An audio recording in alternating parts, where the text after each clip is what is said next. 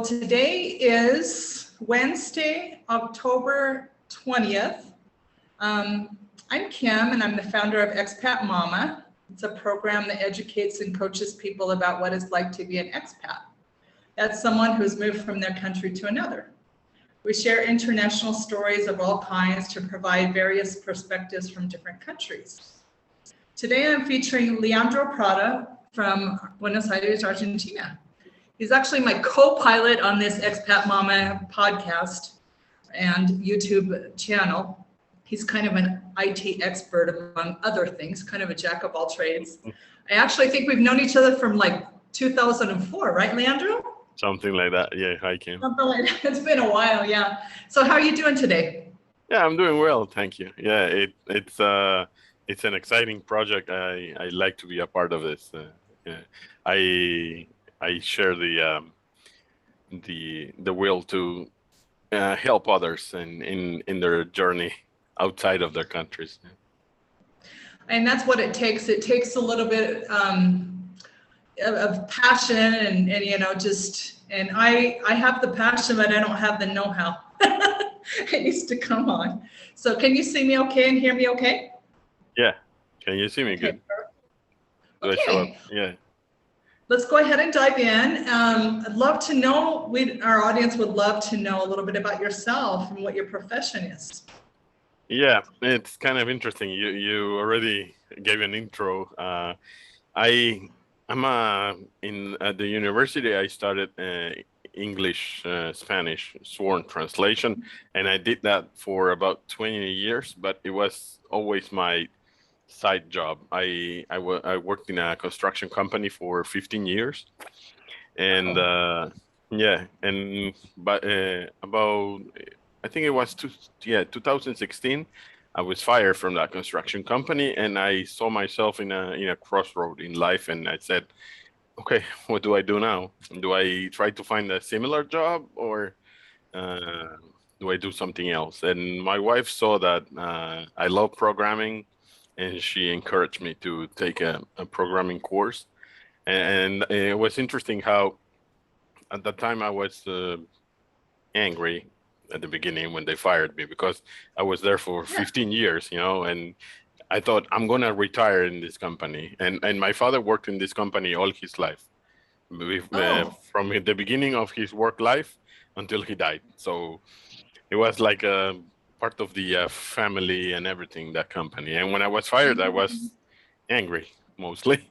And at that time, I didn't see why that happened. But then now when I look back, I'm really grateful that they fired me, because sometimes, you know, you need a nudge or someone to push you a bit out of your dark room and into the world. So yeah. Out of your comfort zone, right? Right, correct. And so what year were you fired directly? That was 2016. Yeah, at that time I was already doing less and less translations, because at one point I had this construction company. It was an office job, but on the construction company. Then I had the translations I would do on the afternoons and the weekends and so on. I was also working as a correspondent, and then I had a wife and a little baby, so it was a bit too much. So I was. That's a lot you had on your plate back then. It was, yeah. Yeah, but like I said, when I look back to this event when they fired me, it came really handy for me to move forward, because after the programming course I did, I gained some experience. I helped some friends with their websites, like the Expat Mama website and others. And that landed me the job I have right now, which is something I really enjoy. I work as a project manager for a software company. So in retrospective, it was like a perfect job for you, actually, knowing you like I do. Yeah, I like that job, because it requires that you be in touch with anyone within your company and with the clients. And yeah, I like that kind of job. So yeah, I think life prepared me for something like this. Yeah. Oh yeah, for sure. Actually, I look at you and how long I've known you, which is, you know, over It's been a while. So over 20 years, we've known each other off and on. Yeah, I would say, yeah. And we met through translation. We were working together in translation. I think I was probably quite a slave driver back then. I've calmed down a lot since then. I'm looking, just thinking, but you live at a very accelerated, at least back then, life was really fast in Argentina, in Buenos Aires at least. Yeah, I think it has to do with the big city lifestyle. Yeah. Yeah. You know, recently we were at my wife's hometown, and there are like 4,000 people in the town. And wow. you see the differences. Like where you live in Mexico, I assume, I don't know, but I think it's also a relaxed life. Yeah. But if you go to Mexico City, I'm sure it's the same thing as in Buenos Aires or New York or any big city. It's honestly, I've been to both. I've been to Mexico City, and I found that it was, believe it or not, much less stressful than living in Buenos Aires. Uh-huh. Yeah, and I'll tell you why, because the cultures are just so different. Yeah. You've got Argentina. I love Argentina and know that culture very well because I lived there almost 18 years. Yeah. That's long enough to know a culture pretty well. Yes. But the culture here is pretty gentle. It's a respectful culture. I really, I love Argentina, but I can't say that it's a very respectful culture. Yes. What's your take on that? You're in Argentina. Yes, I know. I lived in, my father worked in construction, like I said before, and we moved a lot. I had 26 different homes throughout Argentina and other countries. So the first thing I noticed when I lived in Ecuador for 4 years, and the first thing that you notice, Quito is the capital, and it's the biggest, one of the biggest cities. I don't know if it's the biggest city, but you immediately notice the pace of life in general is completely different. People live like, I don't know, they have all the time in the world. Like Mexico. Yeah. So similar. So it's a gentler culture.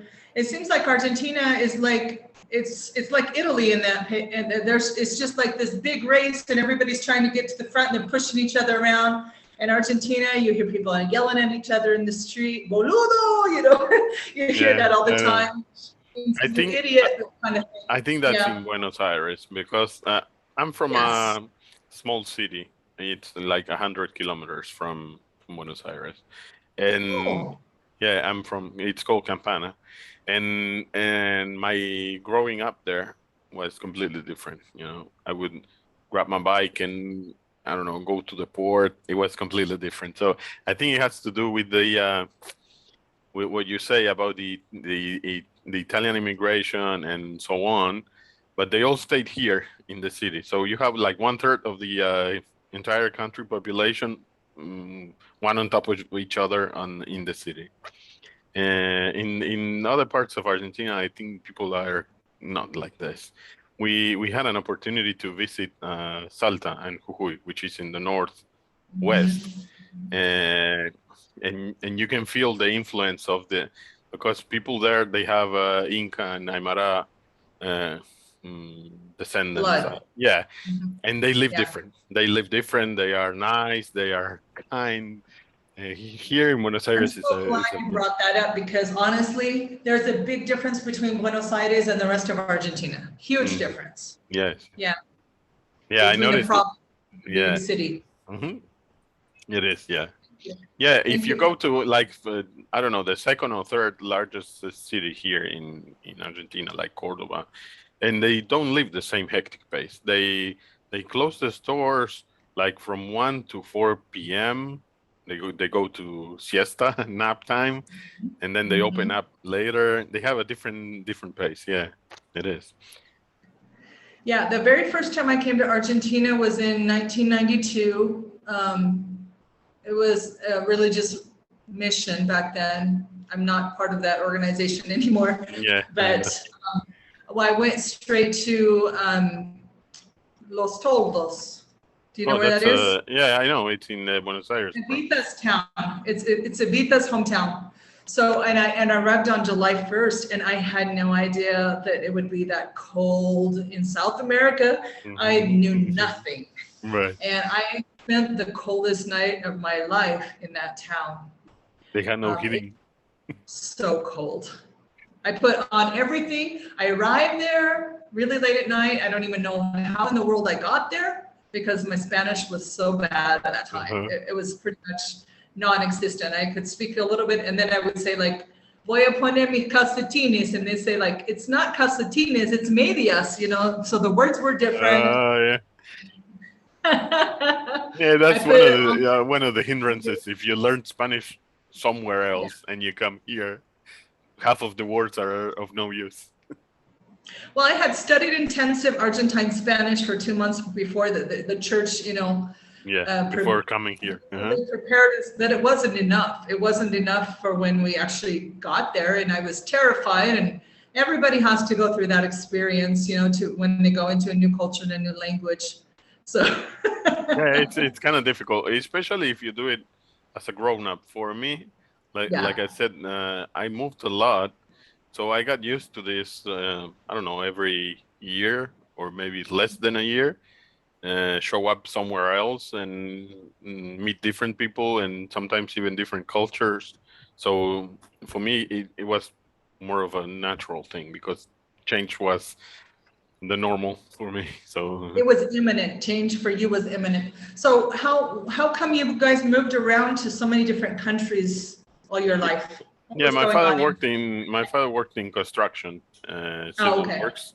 So he had to be where the construction site was, and basically there are like two schools of thought regarding this. Either the whole family moves everywhere and you stay together, or the father moves and then he comes back. I don't know, every 3 months or whatever when you have some leave or something.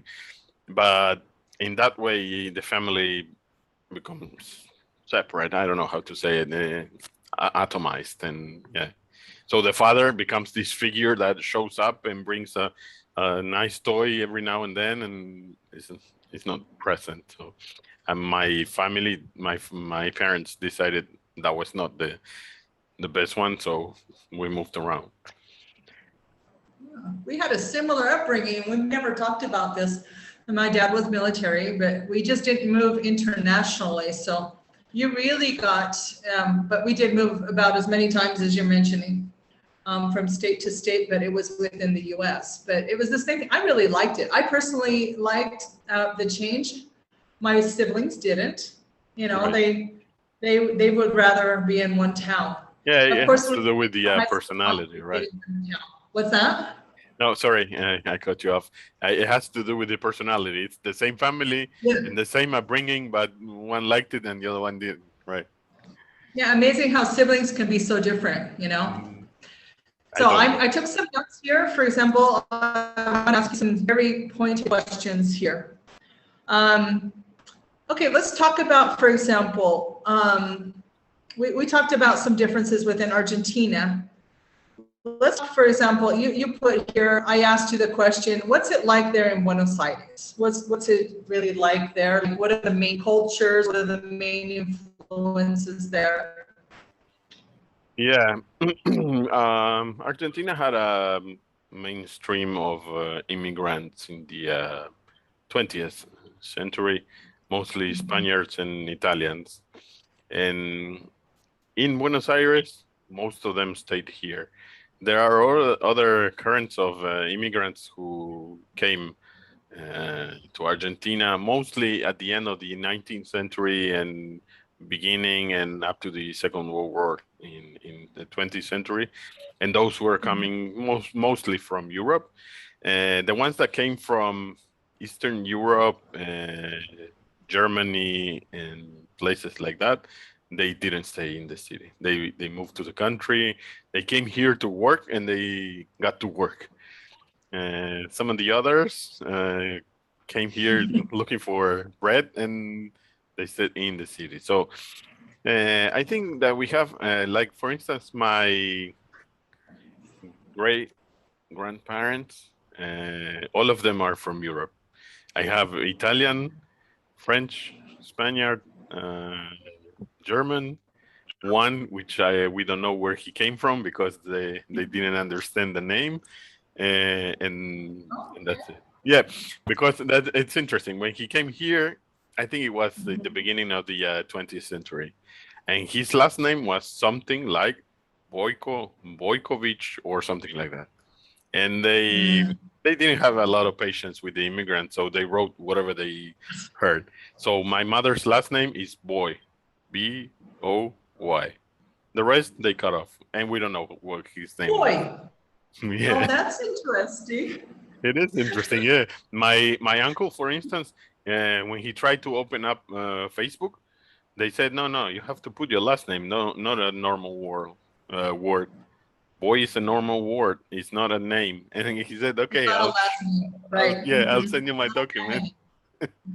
Mm, it is. Well, okay, for example, my boys, they have, Austria, Germany descent because the original immigrant actually escaped from the Holocaust. So their last name is Weintraub. It's spelled Waintraub, and it's actually the same family that is in The Sound of Music, as they say in Spanish, La Novicia Rebelde. It's that same family. Oh, So, really? but the same thing happened when they crossed over into Argentina. They didn't have a lot of patience, like you said, and so they wrote whatever name. So you've got, for example, this family has Weintraub, that's like Jerry Weintraub, the Hollywood producer, which is Wein Traub. That last part ends right, but the first part, they changed everything.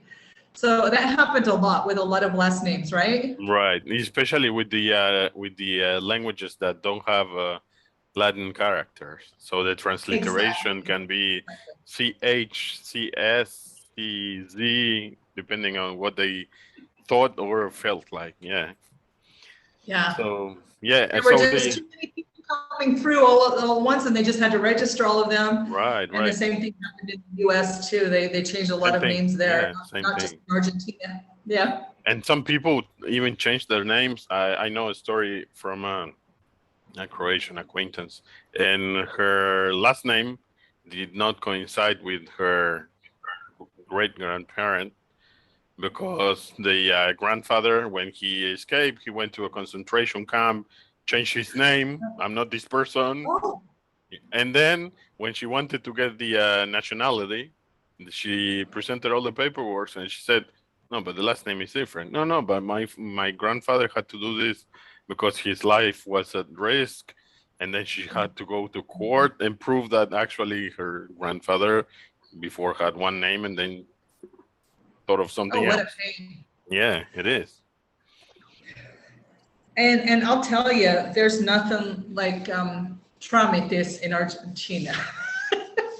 That's why you haven't been to Croatia. Official paperwork is very tedious in Argentina, because I remember when they spelled Weintraub wrong for my second son, we had to go back and correct it again. So, and I'm telling you, it is long and arduous, and it's not something that can be easily fixed. Yes, I know. Paperwork here is something we thrive upon. Kind of a joke with Argentines that they say, oh yeah, you have to do a trámite, you have to do some official paperwork. You better be patient. Armate de paciencia. It is, right? Yeah. It is. You have to have patience when it goes to paperwork here. Going back to what you asked me before, because I went through different topics. Life here in Buenos Aires, I think, is kind of, like we said before, hectic. Before I was living in the suburbs, and when I was working in this 9 to 6, because here is not 9 to 5 but 9 to 6 office job, I had a commute of about 2 hours going there and 2 hours going back, depending if you have a traffic jam, someone is protesting on the streets, then you have like 2.5 hours. And so and that's one of the things here. Everything is like 1 hour away from, like, you want to go somewhere and you have to get a bus, or if you have a car, Yeah. So that's one of the things that you notice here. Like in Croatia, my wife is Croatian. We didn't talk about it. I just mentioned it.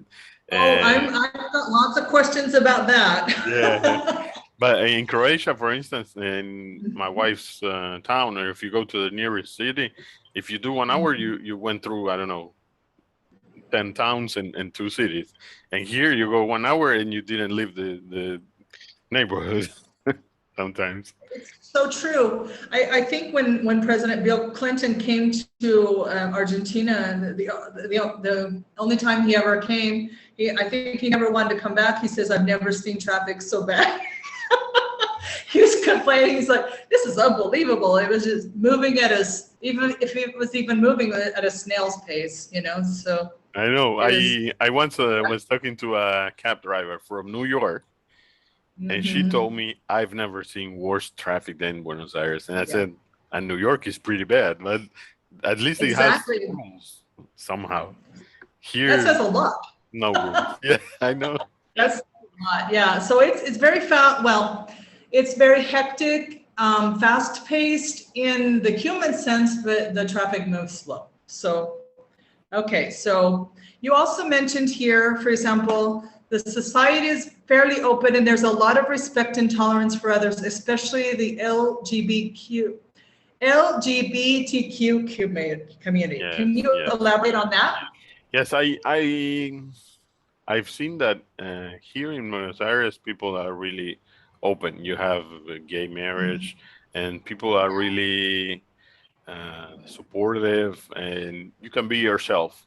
And it's something that, I don't know, you walk in the street and somebody has a tomahawk and, I don't know, purple hair, whatever. People can be themselves. As far as the religion and sexual tendencies and in general choice in life, somewhat we are not so tolerant about neighboring country citizens. So I had that thought. Get out of my brain. I had that same thought. I'm like, okay, so let's talk about that. Would you suggest that there is some racism towards the neighboring countries there? Yes, I think so. We have a derogative nickname for each one of our neighbors. So, and I noticed that when you say Argentinians in any country in Latin America, people think porteño, people from Buenos Aires. Yeah. So, porteño is the word for people who live in Buenos Aires. Right, and they don't like. I know you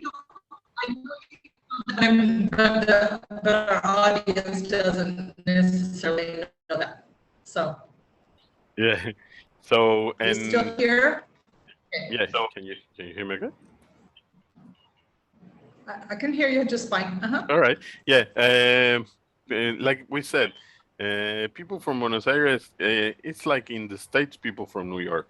When you think about a New Yorker, you think they think a lot about themselves and they can tread on the world, and I think we have the same attitude, and it's not really helpful for us in general. I know when we lived in Ecuador, they would say like, okay, we are going to rent a house.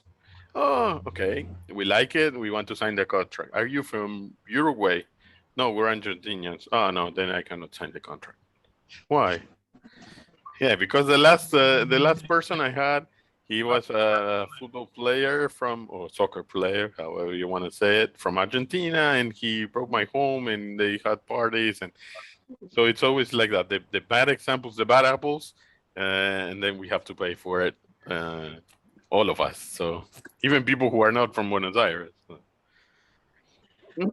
Well, here in Mexico, the only time we ever had an issue with anyone was when we said that we were part of the Argentine community in Playa del Carmen. I was just trying to get a cheaper taxi. He says, I want to see your ID to see if you're residents of Mexico. And I'm like, well, no, we're just part of the Argentine. And I'm like, oh, whoops. I realized immediately that it just went from bad to worse. Right. You should have said something. Because it tends to be a more arrogant culture in Buenos Aires. Yes. Am I not right about that? Yeah. Correct me if I'm. That's right. Yeah.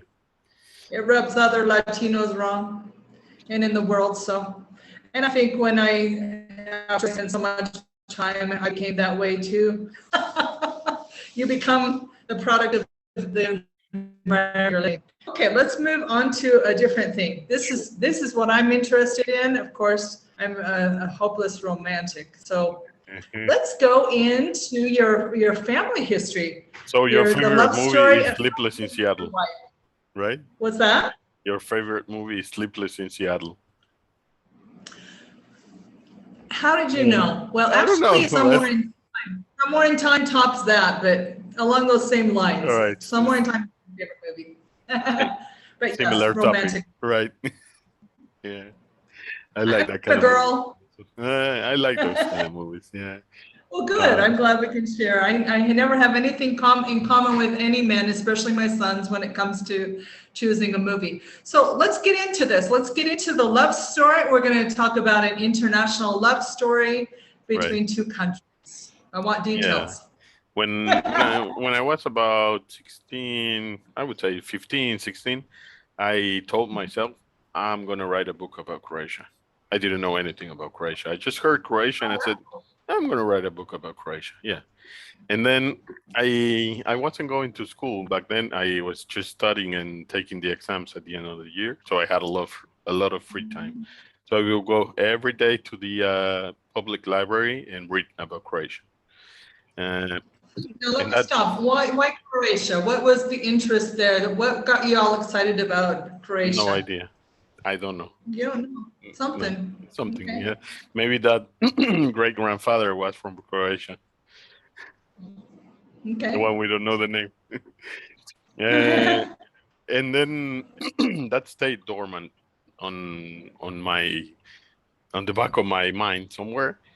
And many years later, I think it was 2004, I found out that the Croatian community, they had a language course. And I said, can I go?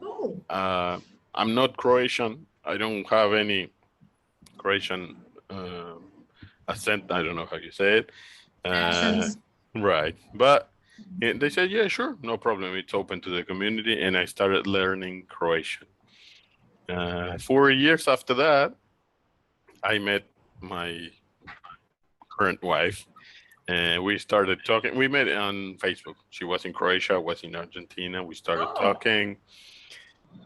Yeah. And then I told her, like, I would like to visit Croatia. And she was expecting what everyone says when they say Croatia. They say Dubrovnik, Split, and the Croatian coastline, which is what everybody knows. If you say Croatia, most of the people, some don't know where it is. And the ones that know where it is, they say beaches. And I said, no, I would like to visit Osijek, which is a city on the east near the border with Hungary and Serbia, really far away from the beach. And she said, oh, Osijek.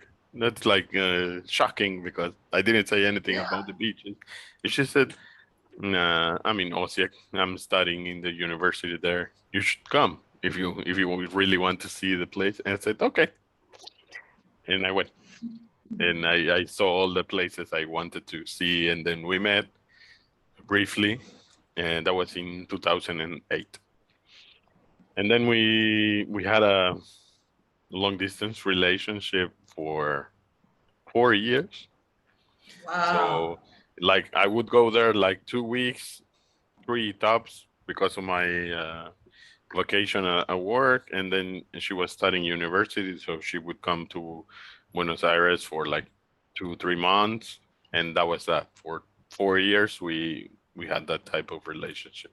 And then at one point we got, I always explain it like, you know, that film, My Great Big Fat Greek Wedding. The fat Greek wedding or something like that. I had the same thing, but Croatian instead of Greek. So Oh yeah, we got married there in Croatia, and we had like the traditional ceremony. 600 people at the wedding. What? 600 people? Yeah, and 99% of them I met that day. So Yeah, because we had like Wedding. in Croatia, an average wedding before coronavirus was like 600-700. In Bosnia, which is south of Croatia, normal wedding is like 2,000 people. So Oh my gosh, I just can't even, where do these people come? Does the whole town come, or do they just have these huge families and huge communities? well, yeah, That's like because wedding. my wife has a family in the town and some other regions of Croatia, but then they also have family in Germany, in Austria, and so on. So of those 600 people, five, one, two, three, yeah, five were from my side, and the rest, the 595 others. Okay, so were, you brought your daughter, obviously, because I see she goes with you everywhere. Trini goes yeah, with you everywhere. yeah. Who else was there of your five people? So from my side was my daughter, a friend from Croatia with his girlfriend, Oh, and my another uncle and Croatian. aunt. Yeah, because my uncle and aunt, they said, is your mother coming to the wedding? I said, no, my mother has a schizophrenia, so she's functional, but we weren't counting on her coming to the wedding. And my uncle says, oh, so nobody's coming? Yeah, Trini is coming, like my daughter. He says, oh, somebody else has to come. We're going. So Exactly. yeah, so they showed up. It was really interesting. I mean, I think for everyone. Yeah. For me, it was a bit stressful because I met all of those people that day, and all of I was terrified I would do something dumb or screw up the ceremony or Because something. all the eyes were on the foreigner, the Argentine guy Of who came course. and took one of our people. And what But happened to me later was I would I don't know, like 2 years later, I go back to Croatia and I go to someone's home and I say, "Hi, I'm Leo," and they say, "Yeah, I was at your wedding." Oh, sorry, don't get mad. A lot of people was there. The whole town was at my wedding and Right, and you were the one who they only had to learn one name or two, maybe your daughter's name right, at the very most. right. They had to learn one name while you had to learn 600. Of course. And they're all tall, blonde European guys. They all look similar. Really? I'm the Latino, so You're the Latino guy. right. Okay. So what's the culture like there? Well, I found out that we have many similarities, cultural similarities in the Croatian nation and the Argentina. And there's a lot of Croatian people here in Argentina who came after World War II. They say there are about 500,000 mm, descendants of Croatian. Immigrants that came Right. to Yeah, Argentina. yeah, like great grandchildren. And but I think that even though we do have some similarities as a nation, uh, the main difference is I come from I don't come from Buenos Aires, but I live most of my life here. So the main difference is a big city of 13 million people and a small town of 4,000 people. So if my wife was from a small town from Buenos Aires, Where's your location right now? yeah, I live in the city in Buenos Aires, Oh, you in live in Buenos Aires. Okay. Belgrano. Uh-huh. Yes, yes, yes. Belgrano. Okay, We good. live in a nice neighborhood now.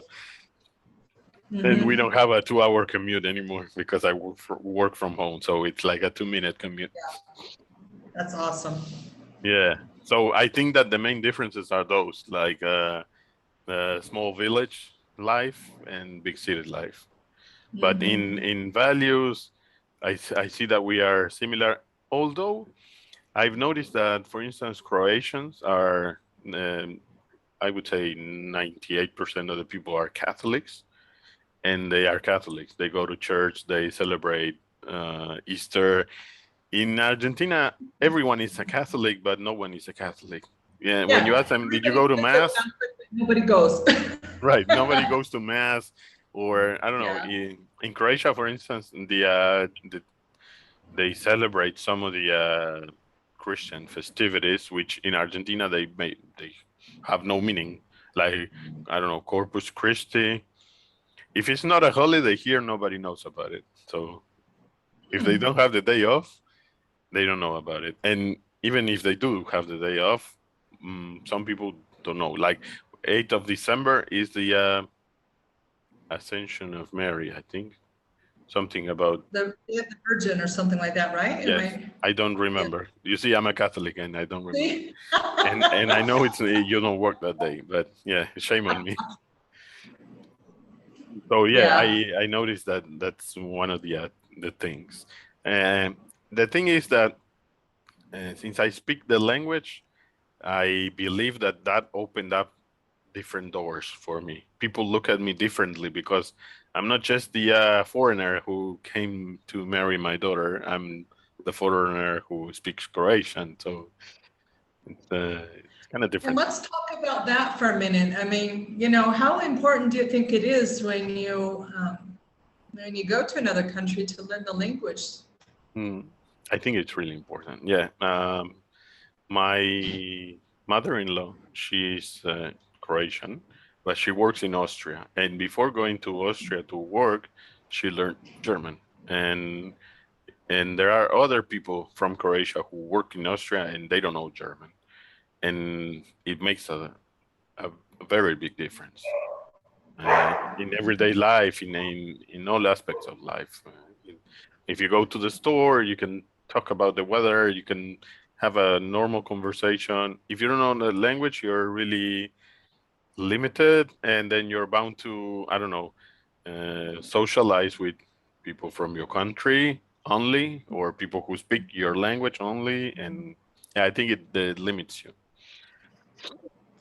Well, it does, and I have Latino friends in the U.S.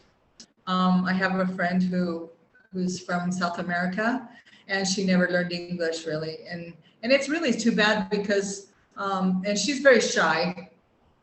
She understands everything but won't speak it. I guess there's a confidence problem there, but she just lives in her little Latino world and just speaks Spanish. And I just think that is just, it's really defeats the whole purpose of being there. I know she's missing out on a ton of opportunities. And I also see it here in Mexico. I see there's a big expat community here of mostly retirees. And granted, it is harder to learn a language when you're older. It is. Both of us are professional linguists, so we know the importance of learning another language. Yeah. But there's a lot of people here who expect the English speakers expect the Mexicans to adapt to them, and I always, whenever I have a chance to say that, I get on my soapbox and say, "Hey, we're a guest in your country. Let's learn your language." Of course, not big on. But here they get a little bit on the entitled and lazy side, and so I'm done with that. I've said what I feel. So good for you. I mean, what an example. You went and learned Croatian, and Croatian, in my humble opinion, is not a very common language to learn around difficult. The world. Yeah, it is difficult. It's difficult. Okay. Yeah, okay. It took me about 12 years to speak decently. So. Oh, wow. Okay, yeah, I started Arabic. I took 2 classes and said, this isn't for me. Oh, really? Because of the writing or the pronunciation? Maybe I'll go back to it, but I'm focusing on Portuguese right now. So Portuguese is the... Yeah, you have... Yeah, for instance, I did on, Duolingo, the app on the cell phone. I did Ukrainian and I got up to intermediate because once you know one of the languages in that family, it opens up the others. I mean, all of the Slavic languages share a common root. So some basic things are going to be said similarly, like in Spanish, Portuguese, Italian. The Romantic language and the Latin. Yes. Yeah. Mm-hmm. Mm-hmm. So, yeah. Absolutely. So I'm glad you mentioned that, because I'm all about that. You and I, that's our common thread is languages. That's how we met. So yeah, that's right. So, okay. So let's talk about within your family. You guys had a son together. Yes. He's 5 now. He's 5 now. He just had a birthday. Yeah. Last week. He had So what's your family like? What's your family? Do you speak Spanish to him so he learns Spanish and then she teaches? From the very beginning, we decided because my cousin, she's from Argentina and her husband is from India, and they live in United States. And one of the sons is Canadian and the other one is American. And Okay. they never spoke to their children in either Spanish or Telugu, which is the language of the father. And Tulu? Telugu, yes, it's like 90 Okay. million people speak it, but only in that province in India. In India. But Okay. the podiatrist said, pediatrician, not podiatrist. The pediatrician Yeah. said, you speak to the baby in Spanish and you speak to the baby in whatever the name of your language is. And they didn't do that. Languages. They didn't I do never that. heard of that language Right. until you Yeah. spoke. I didn't hear it. I haven't heard it before he showed up in our lives, but and they didn't do that. They spoke in English. And now when the grandmother from India comes to visit, she only speaks Telugu, no English, no anything else. They cannot communicate unless they have the father as a proxy. And the same with Spanish, although my aunt, their grandmother from this side, she speaks some English, so it's different. And we said, unless there is a medical reason not to talk to the child in both languages, we're going to do that. So the minute that Ivan was born, we started talking to him. Myself and my daughter, we spoke to him, and we up to today, we only speak to him in Spanish. And my wife speaks to him in Croatian. So he speaks Croatian fluently. He speaks Spanish fluently. And at kindergarten, he has like in the morning Spanish and in the afternoon English. So when we play with the toys, we play in English. So he's 5 and he speaks 3 languages. And this is an advantage that, I mean, this is going to open to him some doors, certainly, in life. That was my next question. I hope you speak to them in English, you know? Yes. And Trini knows English, right, too? Yeah, she speaks very. She sings in English. She writes her own songs, and yeah, she has this. That was my next question. She's on Spotify, right?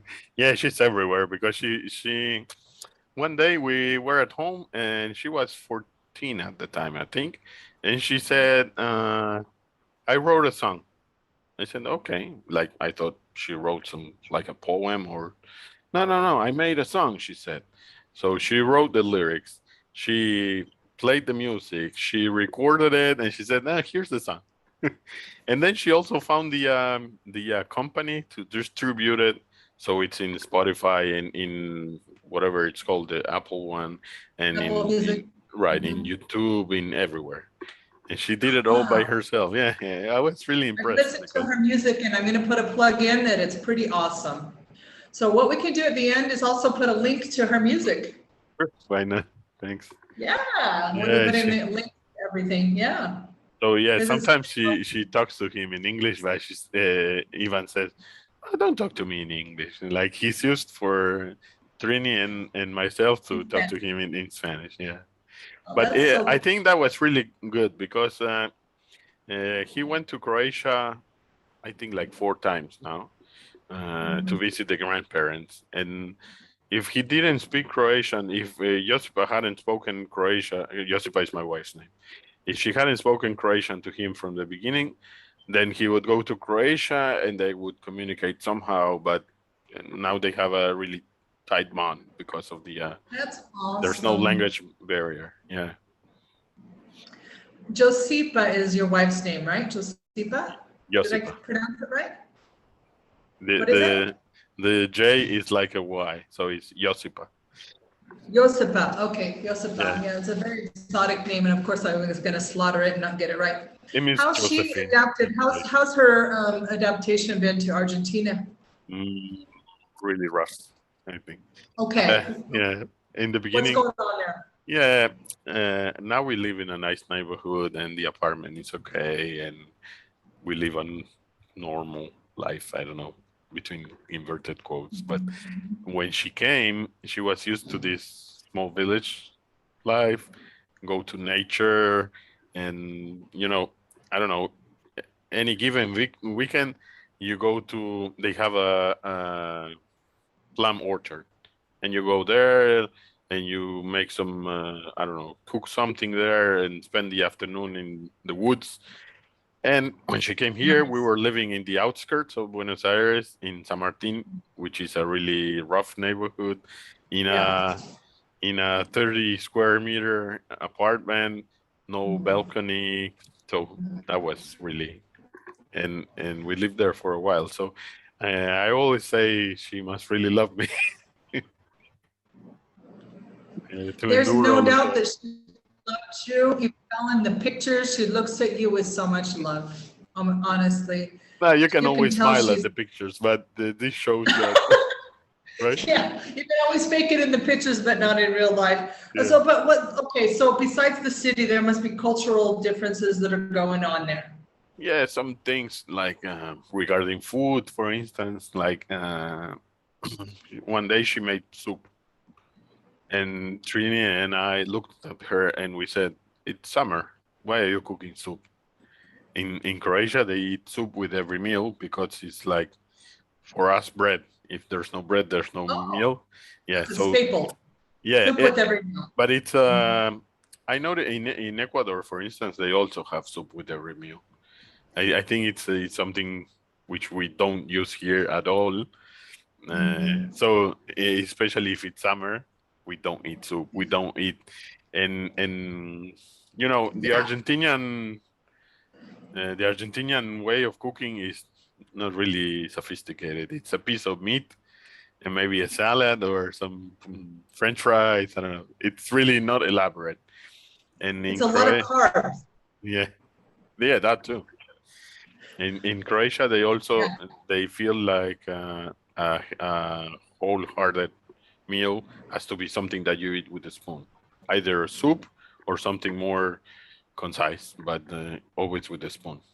So, and they have all that those kinds. I seen that all Eastern and Central Europe have that type of eating, and here is a bit different.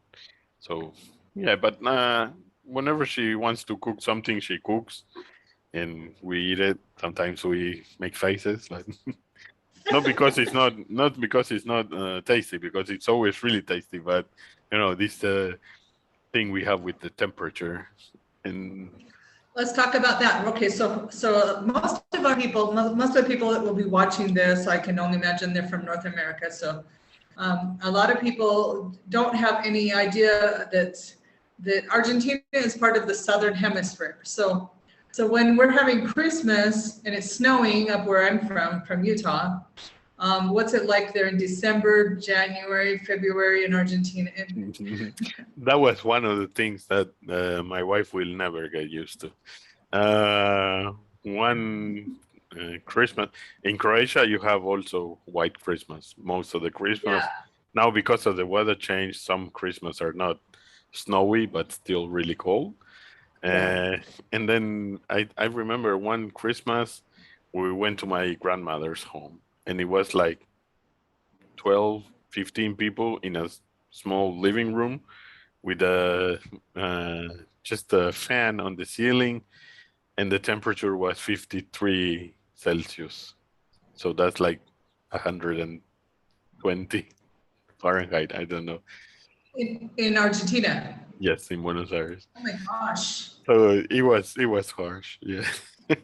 And that's And it something was that, just the ceiling fan was the only thing to try to keep you guys cool, and all that does is blow around the hot air. and mostly here in Argentina for Christmas, since we have immigrants from Europe, we keep the food tradition. So everything is like 100 million calories. That's about right. Yeah, I Yeah. remember my Argentine husband, like he was so elaborate. He's super creative. They had a beautiful home there in Moron, you know, in Yeah. the western area of Buenos Aires. And they would just cook. He would cook so much food, and it looked like a cruise ship. I mean, he would make like a Christmas tree, like the ensalada rusa, you know, which is basically a potato salad. That looked like a Christmas tree with all the different ornaments. It looked like the buffet in a cruise ship. I mean, it looked so elaborate, but it's so hot. during It that is. time of Yeah, year. yeah. It's not for the And it's hot so water. heavy. It's really heavy food. It's the wrong menu. Absolutely. It's the wrong menu. Yeah, that's what you eat when outside you have 0 Fahrenheit or minus 15. Exactly. Yeah. But no. Exactly. So And yeah. then the whole Argentine, grill, asado, So Yeah, it's a that's lot of something food. that my wife always says. Like, you complain about soup in the summer, but you're okay standing next to a fire where you have like 100 degrees. The grill, the Yeah, to parrilla. grill something. It is. Gosh, it's so true. So true. I love your story. It's really interesting. I think that Maybe I'll try to- what I was saying about my son, knowing 3 languages opens up so certainly many doors for him, but he also has the combination of city life and small town life, because he goes there like every year. We try to at least him and Josipa to visit the family in general. And for instance, this year we went there and we stayed like 2 months. And in 2020, they went there for like 2 months and they stayed like 7 months because they closed there. yeah, Argentina closed the borders and they canceled all the inbound flights. So and they went there in February before the pandemic outburst.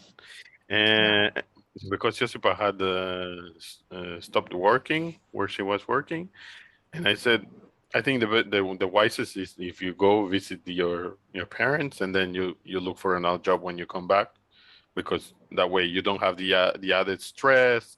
You can have fun. And she said, yeah, that sounds good, and they went there for 3 months. I think that was the plan, and then they closed everything.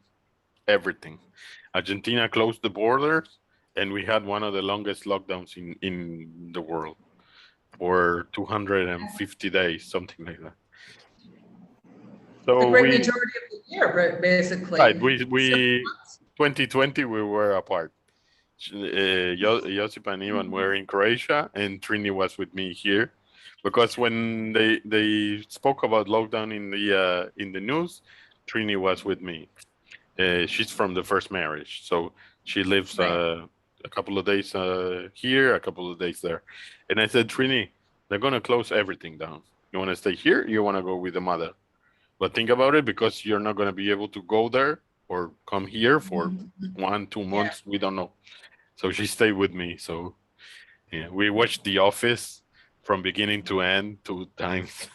You were over in Croatia this time, right? No, that was in 2020. We were in Okay, Argentina. Okay, so your wife and your son went over in February to stay there for 2020, 2 yes. months. And then they stayed until February 20 of last year. right. And they stayed there until September. But you were able to return. Were you on the same trip with them at the beginning, or they just went on their own? They went only just the two of them. The two I of them, stayed here. Yeah, I had to work. Yeah. And then on 2021, we decided, okay, now it's a bit more open. Let's see if we can all go. So the four of us went there, and I asked Trini, I said, because she's going to high school. She's the one. I mean, if Ivan misses a couple of days in kindergarten, it's not so bad. But she's in high school, and I said, think about it very well, because there is a possibility that we can't come back the day that we have to. And she said, sure, I want to go. And we went there for 3 weeks. We had the winter vacations, holidays, and then 1 week that she wouldn't miss school. And when we were supposed to come back from Croatia, the airline sent me an email saying your ticket has been canceled because the plane is cargo only. Click here so that we can give you your money back. They didn't even give me the chance to reschedule nothing. So I called them. Wow. Yeah, I called them, and then I got the IVR, and then it would say, we noticed that the wait time on the call center is more than half an hour, so we are going to hang up. Call us later. They didn't even give me the chance to wait for it. And then the IVR had three options: English, Spanish, and French. I said, okay, English. They hung up. Let's try Spanish. And I tried Spanish, and I got through to someone. So knowing a second language. Another advantage for knowing Spanish. Yeah. Yeah. If not, I was going to try French. I don't speak French, but somehow. Yeah, those other people, if they tried to get to me with French, I'd say oui, oui, and I wouldn't even know what I'm oui, oui to, you know? Right. I wouldn't even know what I'm agreeing to. Yeah, but when in need, right? You have to Yeah, forget it. find a way. And then finally, yeah, we got a ticket, because when I spoke to them, we were supposed to come back on August 1st. And they said, no, there are no tickets on the whole month. Next ticket is September 1st. I said, okay, Oh, no.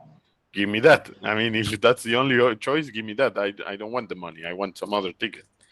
And then they gave us a September 1st. And then at the middle of August, they called us and they said, we have some more flights now. You want to fly a year earlier? So we went there. And it was for August 17th. We went to the airport, and I had my certificate of I got my vaccine in Croatia, and then I had my antigen test. And they said, no, you cannot board. It's called PVR. Right. And they said, no, you cannot board because it has to be PCR. No, I said, but in Argentina, I said PCR, and I brought the antigen test, and they said, okay, Argentina works. You don't know how it works there. It's not everything that it's black and white has to be that way. And they said, no, no, no. And so they refused my boarding. And so, and the airport is 250 kilometers away from my in-laws. And they were going to the beach because they left us at the airport and they were going to the beach for a week. Oh my And then, gosh. so we had to take a train back to their home, spent another week, did a PCR test, and then came back, and then finally made it. Yeah. So yeah, What a pain. I mean, and okay, so we're talking about, I mean, and lots of money that you have to spend doing all of this stuff. Yeah, and the train and the test and The and inconvenience.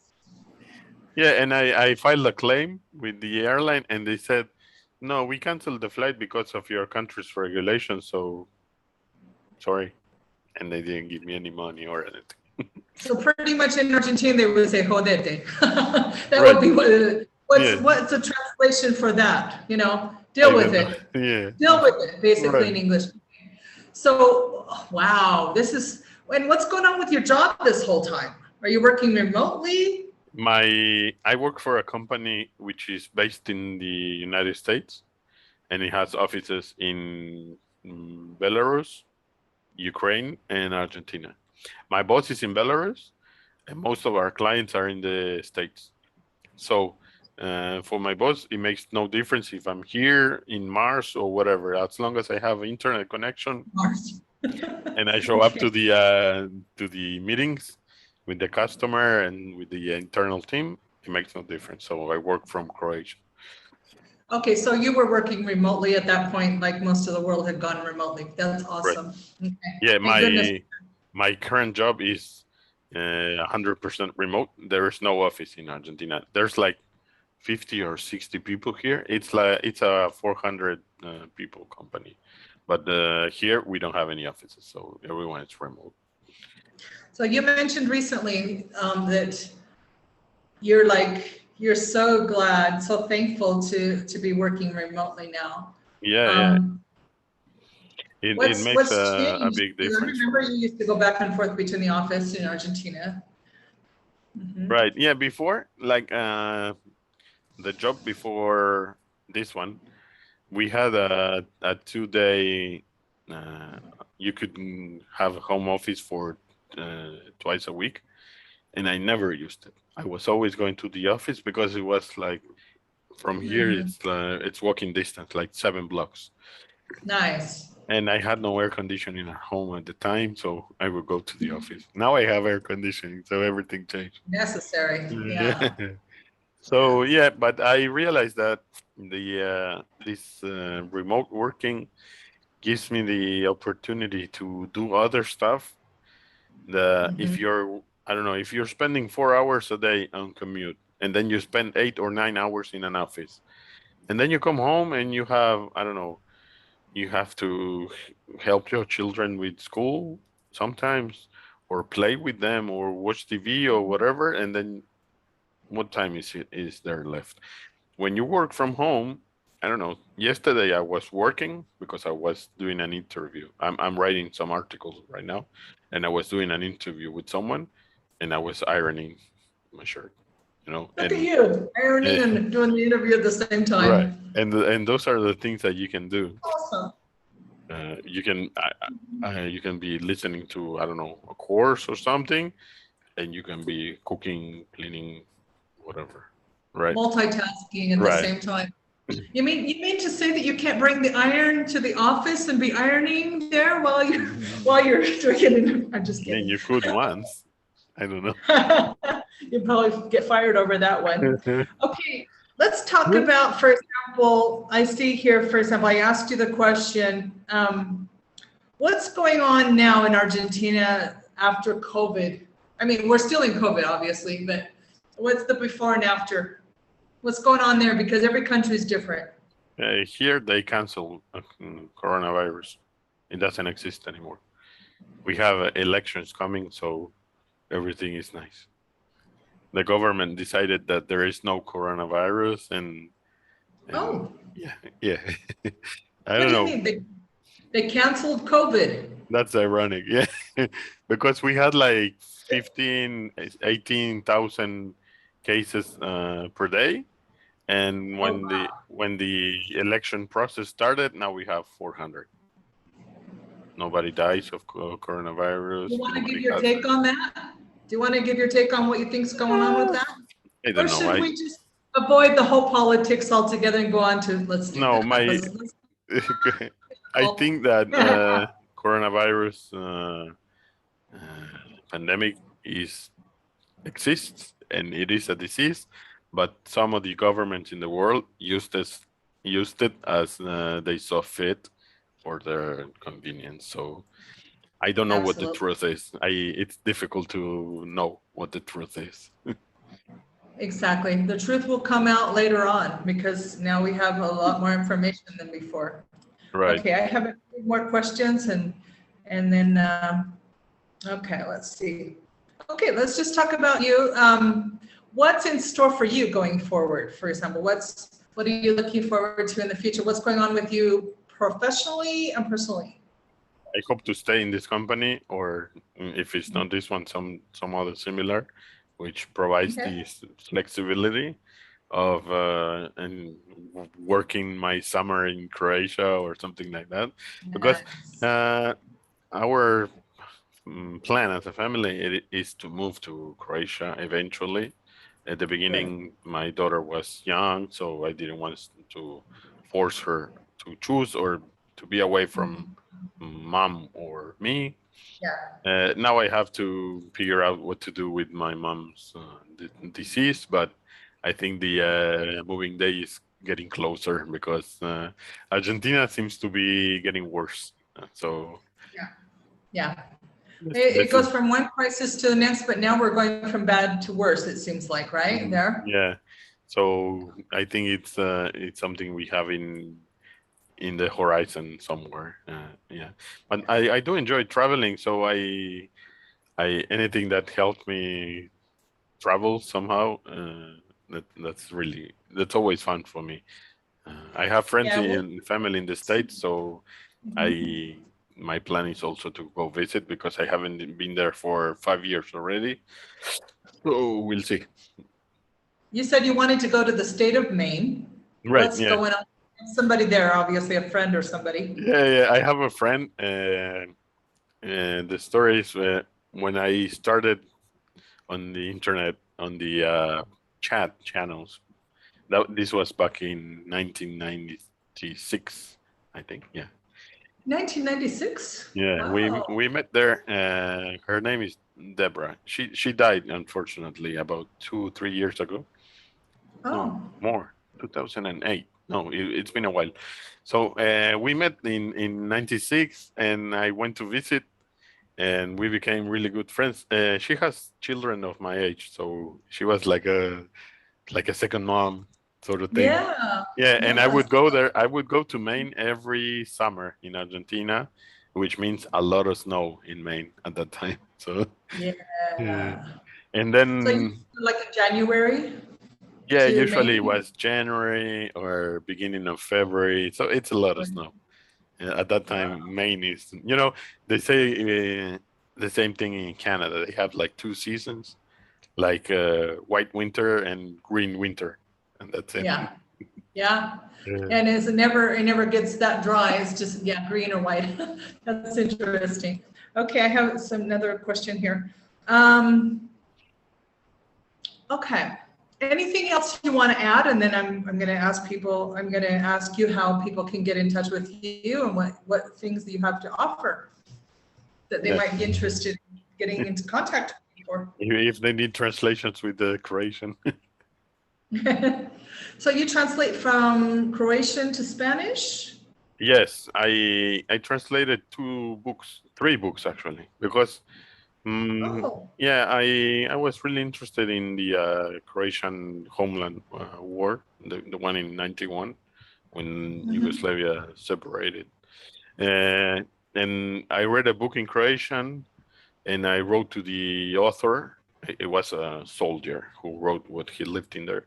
And I wrote to him and I said, I would like to translate your book into Spanish. I would do it free of charge. Just need your permission. And he said, yeah, sure. Of And course. then Mhm. about 2 years later, he and another soldier who wrote another book, they came to Argentina and they did a presentation on the book. So that was it was really good for me. Yeah. No, the only thing I wanted to say is thank you, Kim, for having me. I am honored of being the first guest. For me, it's always fun talking about travels and living abroad. So. You have to be the first guest because you're my co-pilot in this project in Expat Mama. So, and it's really the first time I should have interviewed you 2 years ago when we started the podcast together. Yeah. Because if it weren't for you, there was no way that thing would have gone online. I am literally technically retarded. I'm not just challenged. You can see from today, how long it took us to come on. And I will never say that I'm a technical guru, but that's you. I mean, you're like Right. the Anything can IT be learned. guy. You're Yeah. my go-to IT guy that knows everything about that side. So there's no way that it could have happened without you. So, okay, so getting specific about like how people can contact you, for example. Yeah, they can look me up. I'm usually on LinkedIn and Facebook. It's I don't remember but my website has all the information. It's leoprada.com.ar, because here in Argentina you have .ar. But yeah, So what we can do is put the links down below. And yeah, then if sure, anyone wants to contact you, of course. I'm sure there'll be some people listening that are interested in Croatia because, I mean, how many people are experts on that Yeah, and speak Croatia has a really nice opportunity right now for people from abroad, because they digital recent nomads? yeah, they have the digital nomad visa. There are a lot of American people doing that, because you get to live there for a year and you don't pay income taxes, and you get Wow. all another benefits like a cheap high-speed internet. They have a whole package. So yeah.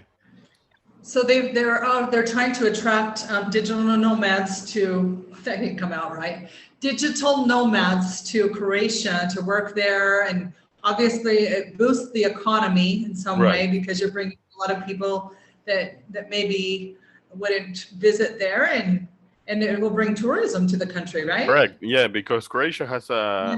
one of the main Mhm. income sources is tourism, but the pandemic made it evident that you cannot live just off of that. And now with the digital nomads, you have people coming to the country not only when it's summer and the beaches are nice, but all year round. So yeah. Oh, that's awesome. I'd like to put that on my list. We have to put the whole COVID situation behind us, but Yeah, you should. I'll get back It's to you really and ask nice you country. about that. And like places to stay. Eventually, I'd like to take, we as a family have never been to Europe, so I would like to take my sons there and our growing family there. So Yeah, anyway, thank you so much. Thank you so much for, this is awesome. I really enjoyed, we me talked too. about all kinds of things today. Yeah, It was we just did. super interesting. I really enjoyed it. So Thanks for having thank me. you. Have a good one. Thank you. Well, have a great day. Bye-bye. Bye-bye.